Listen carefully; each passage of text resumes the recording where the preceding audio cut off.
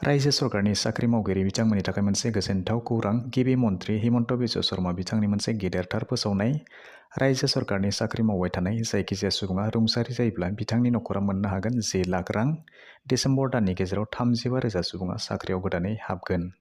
गिबि मन्त्रि बिथांनि फोरमायनाय बायदियै गिबि मन्त्रि बिथाङा रायजो सरकारनि साख्रियावला बिथांमोननि थाखाय जिउ रैखाथि थामहिनबा इन्सुरेन्सनि थाखाय मोनसे गोनांथार फोसावनानै होदों। सोरबा साख्रियावला बिथाङा बिरखं जाहाजजों रुंसारि जायोब्ला बिथांनि नखरा 2 कौटि रां मोननो हागोन आरो जायखिजाया जाब्रबथायजों रुंसारि जायोब्ला बिथांनि नखरा 1 कौटि रां मोननो हागोन होननानै बुंदों।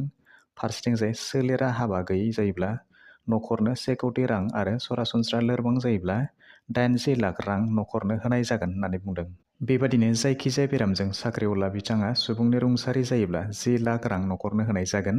फैगौ डिसेम्बर दाननि गेजेराव गोदानै 35,000 सुबुङा साख्रियाव जइन जागोन। बिथांमोनाबो बे मुलाम्फाखौ मोननो हागोन।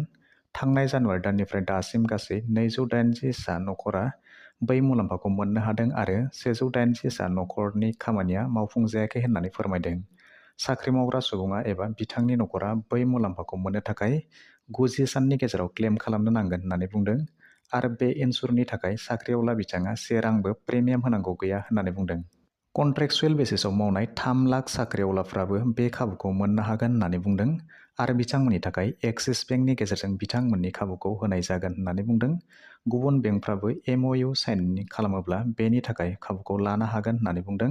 नाथाय 90 साननि गेजेरावनो बिथाङा एबा नखरा क्लेम खालामनो नांगोन, नाथाय 90 सान बारोब्ला बेनि थाखाय गनायजाथाव जानाय नङा होननानै फोरमायो।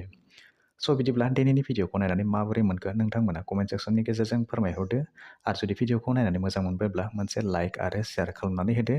लोगोसे चेनेलाव गोदान नायगासिनो दङब्ला अन्नानै चेनेलखौ साबस्क्राइब खालामनानै होनो थाखायबो दाबावहरदो।